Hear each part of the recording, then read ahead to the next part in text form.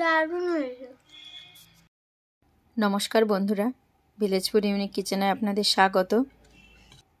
তো আজকে একটা চিংড়ি মাছের রেসিপি নিয়ে আপনাদের সামনে হাজির হয়েছি। পুরো ভিডিওটা দেখুন, আশা করছি খুব ভালো লাগবে। তো প্রথমে চিংড়ি মাছ পরিষ্কার করে ধুয়ে নিয়েছি, তার মধ্যে লবণ দিয়ে দিলাম। লবণ আর হলুদ দিয়ে ভালো করে মাখিয়ে নেব। চিংড়ি মাছটা কাটা আর দেখালাম না, আগের ভিডিওতে একটা শেয়ার করেছিলাম, তাই হাত দিয়ে বেশ ভালো করে মেখে নিচ্ছি।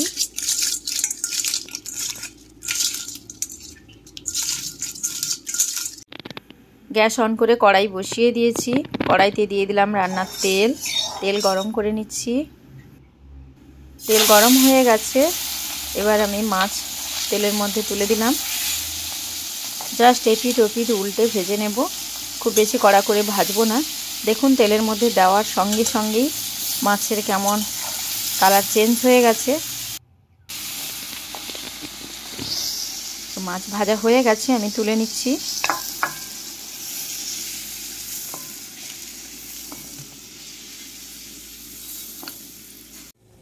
এদিকে নারকোল কোড়া নিয়েছি একটা মিক্সার গ্রাইন্ডারে। আমি নারকোলের দুধ বের করে নেব। এখানে কিছুটা জল ফুটিয়ে নিয়েছি।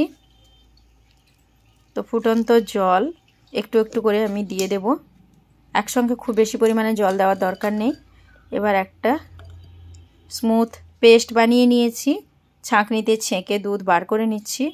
তো এইভাবে গরম জল দিয়ে নারকোলের দুধ বার করলে পুরো দুধ নিংড়ে বেরিয়ে আসে।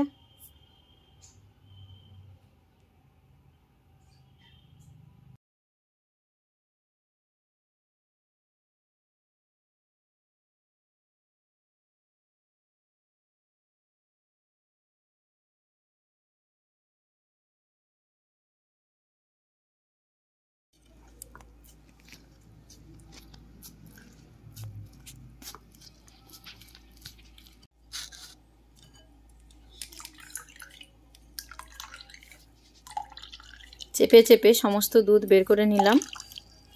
এবার আমি মশলা তৈরি করছি। কয়েক টুকরো আদা নিয়েছি, আদা বেটে নেব।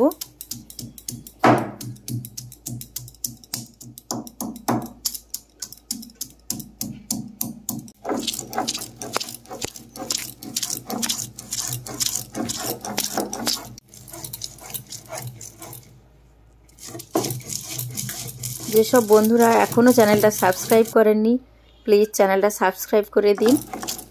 এবার আমি বেটে নিচ্ছি রসুন। এবার বেটে নিচ্ছি কাজু বাদাম। কয়েকটা কাজু বাদাম আগে থেকে জলে ভিজিয়ে রেখেছিলাম।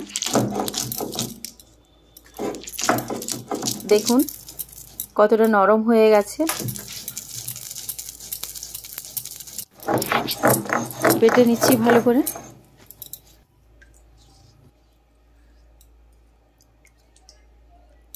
মাছ ভাজা তেলের মধ্যে আমি দিয়ে দিলাম গোলমরিচ, এলাচ, লবঙ্গ, দারচিনি আর দুটো তেজপাতা। ভালো করে ফুটিয়ে নিয়েছি। এবার আমি দিয়ে দিচ্ছি পেঁয়াজ কুচি। পেঁয়াজ কুচি একটু বেশি পরিমাণে দিয়েছি, গ্রেভিটা বেশ ঘন হবে।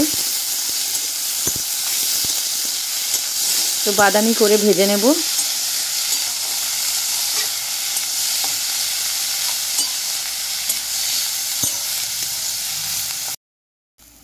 দিয়ে দিলাম রসুন বাটা।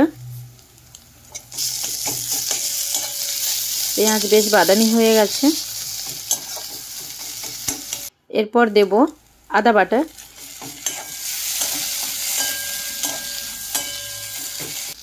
এবার দিয়ে দিচ্ছি টমেটো আর কাঁচা লঙ্কা।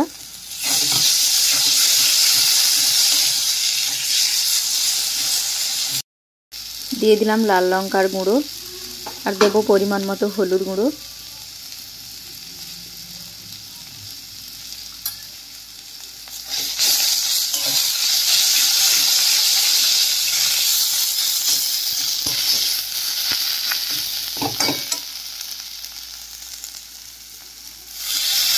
এবার দিয়ে দিচ্ছি কাজু বাদাম বাটা।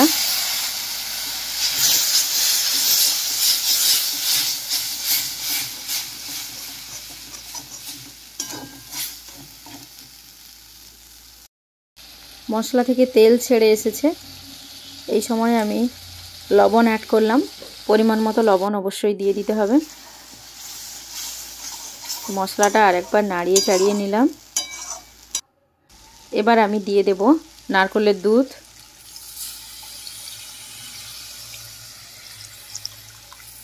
একটা বড় সাইজের নারকেলের দুধ আমি বের করে নিয়েছি, অনেকটা দুধ বেরিয়েছিল। তো এবার ফুটিয়ে নেব। ঝোলটা ফুটে উঠলেই আমি ভেজে রাখা মাছগুলো দেব। তো ঝোল ফুটে উঠেছে, এই সময় আমি দিয়ে দিলাম ভেজে রাখা চিংড়ি মাছ। এবার 2-4 মিনিট ফুটিয়ে নেব।